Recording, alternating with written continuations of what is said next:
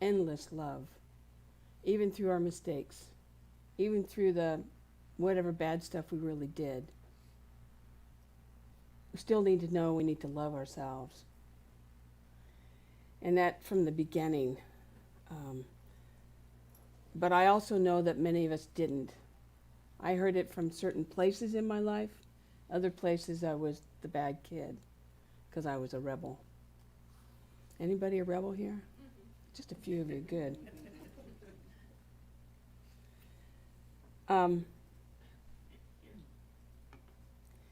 There are two reasons why I feel that you need to know this.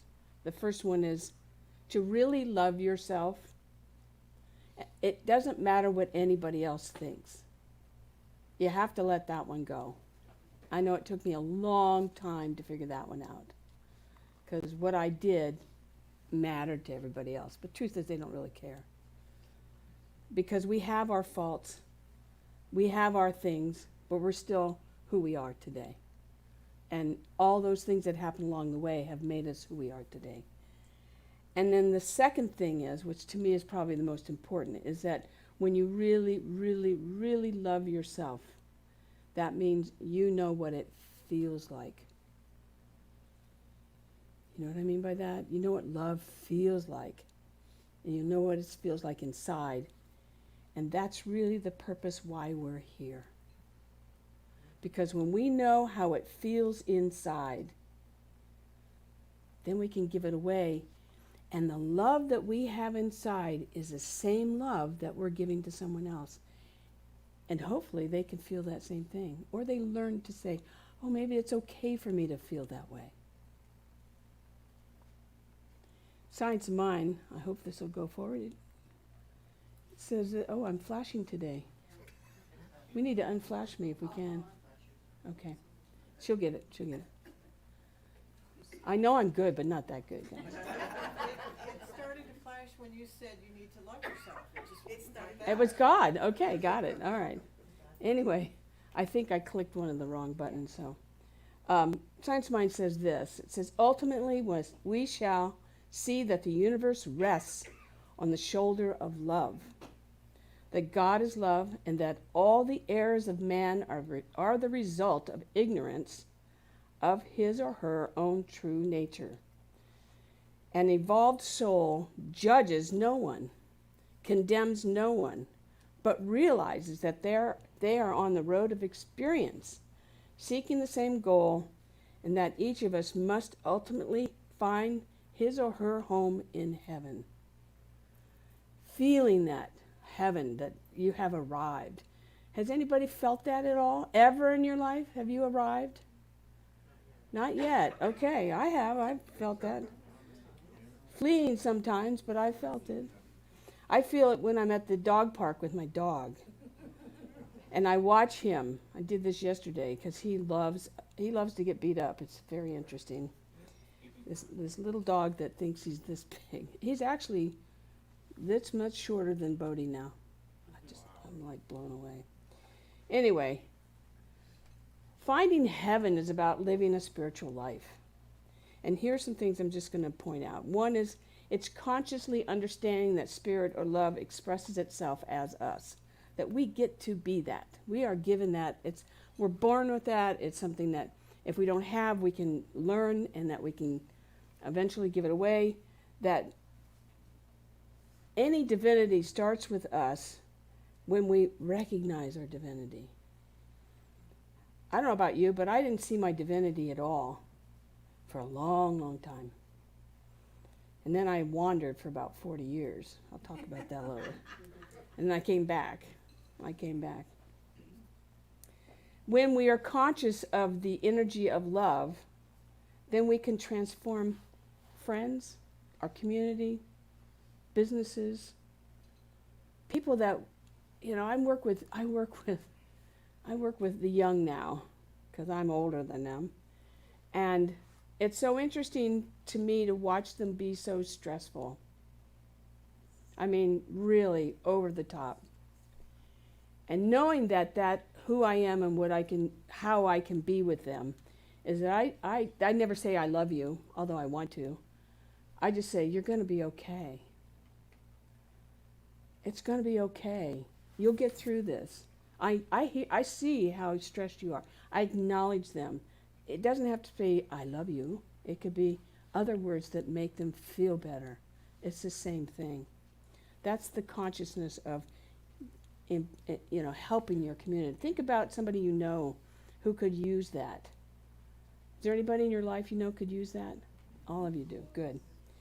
The other thing is that intuition is the way that spirit communicates to us. When we really, really listen to our intuition, then we get in the flow. And I'm going to talk a lot about that today. So I'm going to show you, the next time I'm going to show you, you're going to see this, you're going to hear this twice, but you're going to see it once. The CSL camp created this. And Sylvia, where are you? Right there. Oh, right. Okay. I don't know I don't know the music to this, but there's got to be a rhythm. So when you see this, I want you to see if you might understand what that is. It's probably a real simple song. Okay. But the teens came up with this. It's really profound, really profound. I love myself so much so that I can love you so much, so that you can love you so much, so you can start loving me. Isn't that profound? Yeah, that's awesome. The teens came up with that. I love myself so much, so I can love you so much, so you can love me so much, you so much, so that you can start loving me. Pretty amazing that they would think of that and then come up with that, and that became their theme. This is their theme. So when they go to camp, they sing this to each other. Just blows me away. Blows me away. They're so bright. You know, in Science of Mind, we often say the word God is synonymous with love, because God is all there is, which means that love must be all there is. But I don't know about you, and I hear this more often than I would like to say, that because the world and the news is filled with war, with violence, division, it's really hard to see God. Don't you have that feeling sometimes? It's really hard. And it's hard to see what resides behind the darkness. What is behind that? What's behind that is that love does not exist. It may exist, but it's really hard. Candace is online. There she is, yeah. We were meeting once a month now, and we were talking about Ukraine and how, and in fact there was something on the ministers' listserv about Ukraine and the women who have they have a center there, and the theme of their center is all about love. And so during this wartime, they're teaching classes about love, survival, peace. How do you create peace in a place that's war-bound? And it's pretty cool to watch and to hear and to see that other people are gathering around to help them keep this alive. When they first started bombing in Ukraine, they were underneath the subways underneath. And they were underneath praying 24/7. Praying for their country, praying for their friends, praying for the animals. That's love. It's pure love. Pure love. So what they really were doing is being the example, which is exactly here. We're not in a war. There's all kinds of stuff going on in the TV and the radio, but that's out there. In here is our love that we have the opportunity to give away. But we first have to know why. Why are we giving this away? We don't just give it to everybody. We have to start first with ourselves. When we really love ourselves, the rest is easy. The rest is easy. So I'm going to encourage us today to go a little deeper into this. And I'm going to talk a little bit about me, about my mistakes that helped me get to a place where I could love me. Because it was not easy in my life when I was growing up. I was bounced around from house to house. Anybody bounced around from house to house? Yeah. It's really strange when you do that, because you never know where you stand. But eventually you find out who really loves you and who doesn't. So the first thing is I'm going to talk about intuition. But I'm also going to say that intuition, learning about your intuition, unless you are just really really, really in it when you were a kid, and I know that's my intuition talking to me. You didn't know what that meant. Did you know what that meant when you were little? No, had no clue. So learning about your intuition and listening to your intuition is a process. And so what I'm going to talk about, I want to see if you can resonate with me on this. And I also want to say that what I'm initially going to say is not is contrary to what I've said before, but it's a progression, as you'll see what I mean in a minute. So on the path of discovering what intuition is, we are, and see if you can relate to this, we are compelled, right? We're compelled to go date that person, get that job, go here, but we're compelled. But yet we're not fully conscious. So guess what happens? We have experiences and lessons that we have to go through. But we always say, no, but that was my intuition telling me. No, it wasn't. You were compelled. There's a difference between being compelled and using your intuition. But that's the first step, is awareness. So we're aware. So I want you to remember the word compelled. And as we begin to grow spiritually, we begin to trust. There's this thing that keeps talking to me. I don't know what it is. It says these little tiny words that kind of nudge me, right? That's what intuition, it nudges us. And then all of a sudden we hear it and we go, well, maybe I'll follow that. And then when I follow that, we start to see it in front of us. Oh, that worked. Okay, maybe I'm listening to the right thing. I'm tuning in. Then as we begin, and this is the thing I talk about, as we begin to live our intuition. In other words, it guides us every part of the day. It guides us to the people we need to see, to the words that we speak, to the feelings that we have inside. What happens is our spirituality enlarges. We become more aware. And truth is our path becomes easier. Has anybody experienced that? As you start to listen, your path starts to get easier. So let's go back to the word compel. When we are compelled, and I'll give you some exact examples in a little bit. When we are compelled and we think we're listening to our intuition, is that we do experience lessons. Things fall apart. They don't work right. We hurt ourselves. We hurt others. We do things that aren't necessarily how we would like to live.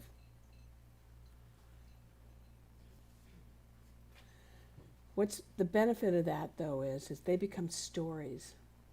So today when I'm up here talking to you, I'm giving you stories of how I thought I was listening to my intuition, but I wasn't. I was compelled by something that made me happen.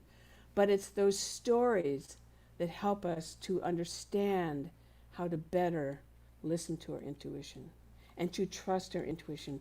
The idea is that it inspires other people to go, oh, maybe if I listen to that one, go down the other street instead of the same street where I'm going to hurt myself. And sometimes we have to convince ourselves that that's really your intuition. Has anybody done that one? I have. I've had to say, no, compel, go away. Take care of me first. In Science of Mind, Ernest Holmes says, intuition is spirit knowing itself. Now, I've heard that before, and I got it, but I didn't really get it, and today I really get it. When I really listen to that little part of me that in the Bible it says the still small voice, when I really get that, then I know that's God talking to me. And it doesn't have to be a conversation, it be a couple words. But it's knowing me, it's knowing who I am, and guiding me along that path. How many here thought that when you were born, you were supposed to fit in? Raise your hand. Supposed to fit in, right? Didn't mom and dad say, enough of that, go fit in with that crowd, right? And if they didn't say fit in, they would nudge you. They didn't really tell you, but they go, come on, be a better boy or girl, go do this, right? Be like the other kids. That's a good one. Anybody have another one? In other words, conform. Conform. Well, as I was writing this and I was reading this and I thought, well, that wasn't me. I know that I was a rebel from the very early stage of my life. And I think it probably, well, we won't go into my history of childhood, but the bottom line is it came from somebody. I think it came from my mother, which, thank God, it did. So I'm going to give you some examples. And when I talk about myself, I want you to listen to your own self and who was I at those ages? What happened to me at that time? Because those are the things that moved us along the path to doing one thing, and that was to get to know ourselves. Because we had to get to know ourselves along the path of life. So here's the first one. I got mad at the church at an age 9. I was a Baptist. I'd been baptized, I'd done all this stuff. But I got mad at them because somebody said to me on Easter Sunday, you don't have an Easter Sunday dress. And I said to the little girl who said that to me, I don't come to church to have an Easter Sunday dress. Yay! I'll never forget that. A little tiny girl, blonde hair, pretty dress, and I said that to her. I'm like, I don't come here for that. So for me, I left the Baptist church at that moment. But I could feel the loss. I know I felt something because I was very connected to this divine way back then. And so for 40, I put here, at about age 47, so that's how many years? Almost 40 years, I wandered. I wandered into different churches. I wandered into different religions. I was a Pentecostal for a little bit, It was like, oh, that was fun. I didn't know what I was doing, but I thought I did. The point being is that I was wandering around trying to find me. Find this God that was, I had, the one thing I love about the Baptist church is that they have this great music. Yes. This real deep soul music. And so it's just I didn't quite believe the things they were telling me, but I loved the music. So anyway, around 47 plus, I found Signs of Mine. At age 16, I'm going to go up in years here. At age 16, I rebelled against my badminton coach. I did. And I was pretty good back then, but I was goofing off. So much at a tournament, and I'll never forget this tournament, because I think I've talked about this. I was playing this girl, I should have just creamed her, like, you're dead. But I want to have some fun. I was a little kid, I want to have some fun, right? I got off the court and my coach pulled me aside and said, well, you should have creamed her. And I went, so what? I won. She was so mad at me. She said, well, this is the last time I'll give you advice. You're on your own. Ooh, 16 years old, I'm on my own. And you know what? And I played all the way through college. And she did not give me any advice. Lucky you. No. She was good. She was really a pretty amazing woman. In my 20s, I became the very first female salesperson in San Diego, calling on hardware stores. First female as a salesperson. Cute little thing I was. Yeah, I bet. Cute little thing. Boy, those guys liked that too. And it was scary sometimes. I had one guy said, well, come on out here with me. Took me into a big garage where they checked everything in and closed the doors on me. Scary.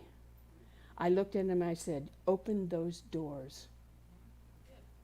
He looked at me like, I said, open those doors.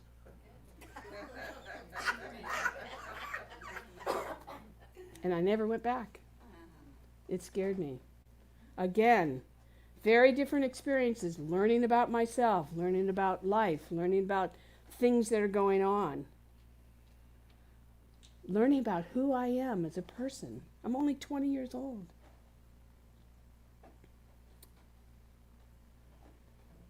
I'm going to go in series here. At age 35, I left a really good job, making more money than my age in thousands. I had something within me but I had a great job, but I had saved $14,000 and thought, I can live off of that.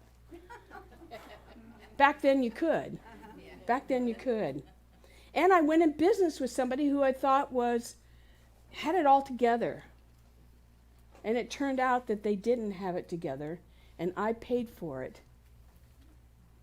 It took me 20 years to pay off the debt off of that. Big lesson. But the good part of that is it led me to Science of Mind.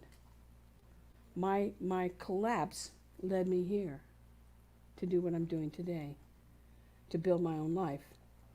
And the last thing I'll say, because I think all of these are important. You see how this grows? We start to learn about life. We start to have those compelling, I got to be in business by myself and leave a really good job.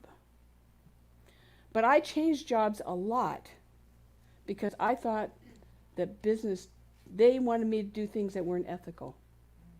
That was my ignorance. Remember the ignorance part we quoted a minute ago? What I didn't know is that's how business worked. You did favors for people. You helped them out. You went out of your way for them. That's what I do now. And I don't do it because I'm not ethical. I do it because I care. A whole different way. It's because I love me to love them, to help them. It's a different way of being. But I didn't get that when I was a little girl, in my early years. So the thing is uniformity and conformity were designed methods to control us, making us do the right thing. But we had to learn on our own, right? Did anybody here have to learn on their own? I'm not alone here, I hope.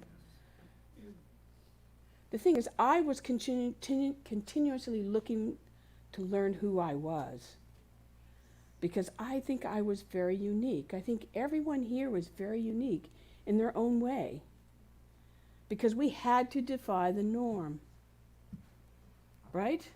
Right. We had to figure out how to stand out, how to get, I don't want to say noticed, but to be seen. To be seen. And we really didn't get seen until we were 40 or 50, because anything below that, we didn't know enough. At least they didn't think we knew enough, even though our bosses were just a few years older than us. The ultimate here is that something happened along the way where I got to be transformed. And what I want to say is, and I did this out of sequence, but when I finally came to Science of Mind, I was broken. I was terribly broken.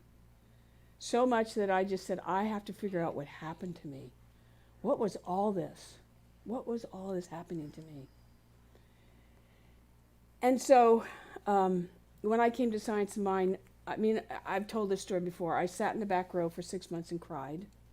I had people say, you want to pray? And I'm like, oh, God, don't pray over me. I was afraid of them. I was afraid of, what are they going to, But pretty soon this message started coming through to me about, God's here. And then I thought, okay, well, I'll take a class. So I took a class. And they're talking about all this stuff, and I'm like, whoa, I don't get it, man. I don't get all this. And I wasn't having a good day. And we're in a class that's maybe about twice the size of this alcove, and the room was packed with people. And I said, they're talking, and I raised my hand. I said, I don't get any of this. I don't feel that way at all. Now, I had been going about 6 months. And the teacher, Jerry, he wasn't the Reverend, it was just Jerry. I don't remember his last name, but I absolutely adored him. He stopped the entire class, and he said, and I've been going there enough that people kind of knew who I was. And he said, okay, I want everybody in this classroom to tell Suzette something good about herself. Tell me what you know about her. And they went around the room. Touches me. It went around the room, and they said so many nice things about me that when I left that class, I was different. I was changed. And so what I want to say to you today is that they told me this out loud.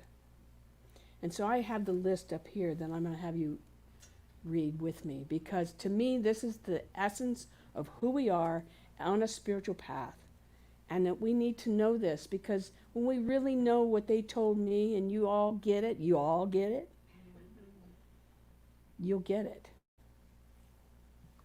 They told me this out loud. You're a child of God. You deserve to experience the richness of the divine. I didn't know what that meant. You're intelligent. Oh, who told you you were intelligent? You know inside what to do. I had no idea what to do, but they kept saying that to me. Listen and follow your intuition. Pain is a lesson of its own. And I want to talk just a moment about that. Pain became a lesson for me. When I felt pain, I knew I was going in the wrong direction. Really important. So I have a very small threshold for pain now. When I feel it, I go, ooh. And then I start to think, what do I need to do to change? Living a spiritual life is not living on quicksand. We've heard the story from the Bible. It's a constant process of living consciously. We cannot be spiritually fed if we are not aware and paying attention. Life is giving us food all the time, but if we're kind of hanging out there and not paying attention and not being conscious about it, then it's going to bite us.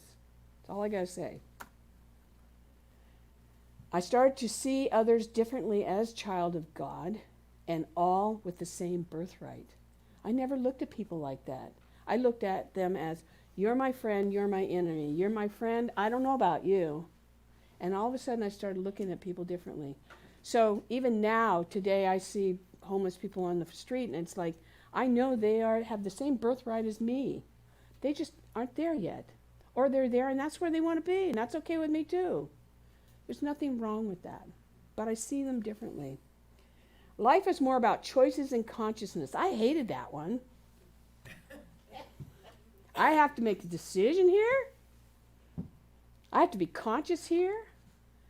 I was dating somebody that I just was so bad for me. But it felt good, at the time. That's the one I had to go down the other road. I had to choose that road.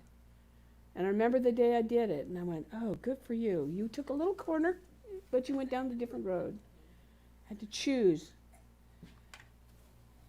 And then the last thing was the seeds of love planted today that I was planting would become the trees where everyone can enjoy the fruits of that love.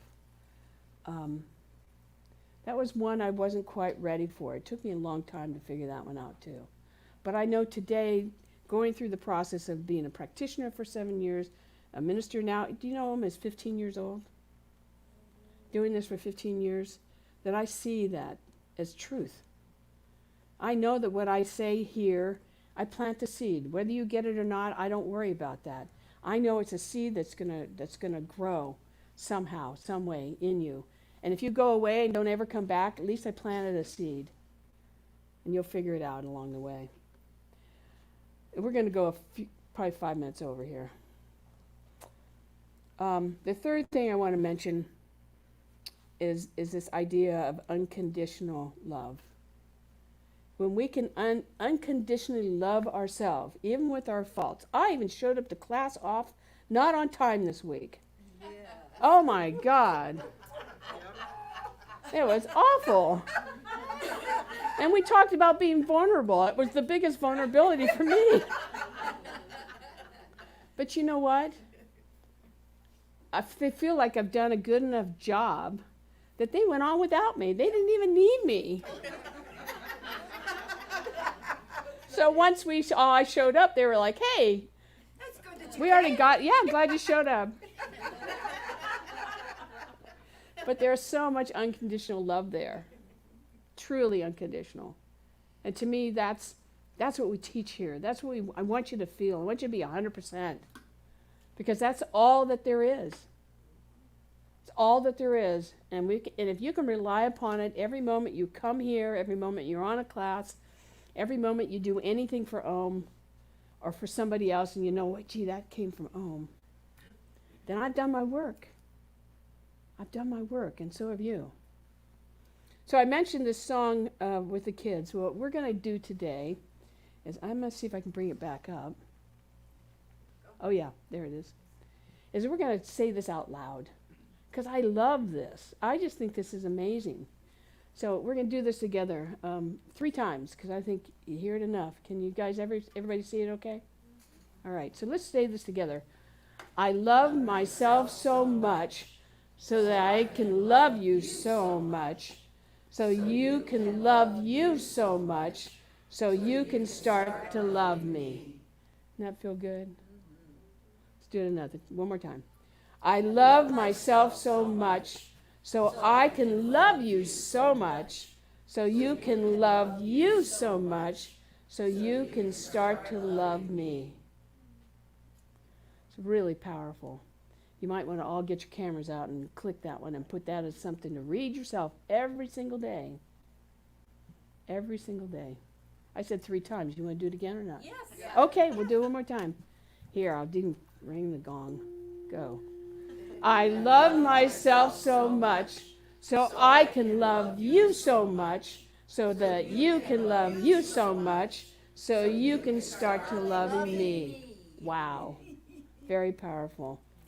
Very powerful. Marianne Williams says this. Yeah. Love is the existential fact. It is our ultimate reality and our purpose on earth. To be consciously aware of it, to experience love in ourselves and others, is the meaning of life. This is why we're here. We're here to inspire more love in the world. And I know some days it's not every day, but if you can do it maybe once a week, and then you see the results of that. I love when I get to a place where I'm kind of the third party and I'm listening here and I'm going, and I interject some piece of love. I don't have to say I love you, but something that helps someone. I feel so much better by just being able to be there. And I know I'm not invasive. If I were invasive, they would reject me, but instead they're like, oh, thanks. You can see it. You can feel it within them. When we love ourselves, we can love others more fully. When we really, really get that. And when we do that, we send what I call a ripple out into the world. And we transform people. We change them. We change them. And I say this all the time here. I'm going to say today, love yourself. But what else do I say? Give it away. Give it away. All the things that we teach here, I want you to know them so deep and so profoundly that you give them away. You are changing life and society and children and people when you do that. This was in the talk, and I'm just going to say it because I think it's important, and I've never really read this before. But, you know, having a spiritual practice, now I don't want all of you to go hiking tomorrow, okay? Or next Sunday. But having a spiritual practice doesn't just mean prayer and meditation. I'm giving you permission today to see God in other places. It's giving yourself self-love. In fact, what was it in the newsletter today? Jackie was knitting. You saw that smile? Oh my God, that was the biggest smile I've ever seen her have. That was self-love. That was, you know what my self-love is? You're going to laugh. It's riding my John Deere.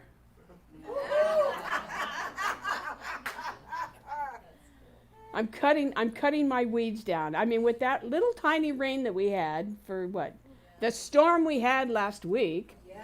my weeds were that tall. I'm like, I'm not going to weed whack those suckers. I'm going to get my John Deere out and I'm going to ride around and kill them. Oops, sorry. I'm going to recycle them. But self-love consists of things like exercising. A lot of you guys like to exercise. Going for a hike somewhere. Doing a puzzle. Find the thing that makes you feel like, oh, I don't have to think about anything else but just me. or figuring things out, and they put on here playing Candy Crush on your phone. I actually know of a minister that does that. I'm like, you play Candy Crush? Whatever. The point is, it's different for everybody. Everybody has their own.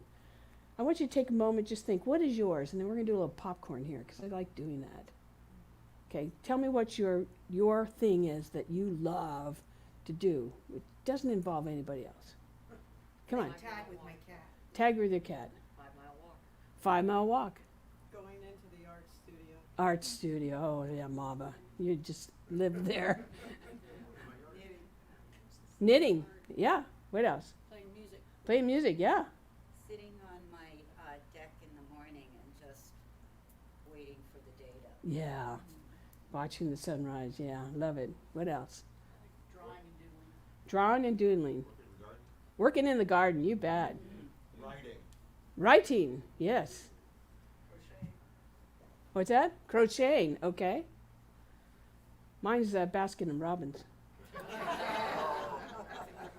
I've been having it too much lately, and that's why I don't think I'm losing some weight. Anybody else? Anybody else? All those things. All those things. Okay, you got it. Yes. I want you to do those things. Those are for you. And if you really love talking to people and that's your thing, that's cool too. But sometimes it's just being with yourself, and there's nothing else that's interfering with what you're doing. You just get to be. Capital B-E. So, I'm not going to end with the song Endless Love, but I'm going to say that's what I want you to remember today, is to give yourself this endless love. Because when you become the example of endless love, it's just like when I was in that classroom and that practitioner that was leading the class. In fact, one of the people that was next to him was now a Reverend, Gene Phillips, and we're still good friends. I'll never forget that day. That was endless love that was given to me. And I want you to have the exact same thing. That find that thing that you remember that guided you to that place of being inside. And to remember who you are. Because that's endless love. And that's beautiful. And you deserve it.